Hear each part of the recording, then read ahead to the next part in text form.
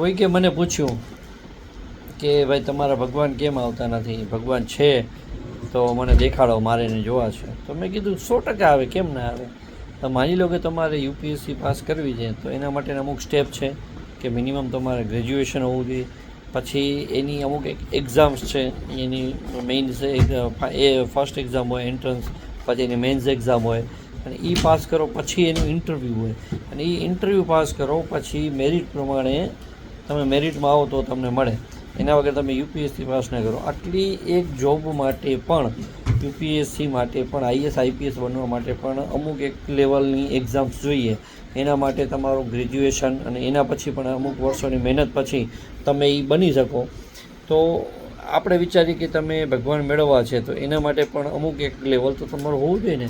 તમારી મન, બુદ્ધિ અને ચિત્ત છે, જો એ તમારું શુદ્ધ થશે તો 110% તમે વગર માંગે ભગવાન તમને સામેથી મળવા આવશે.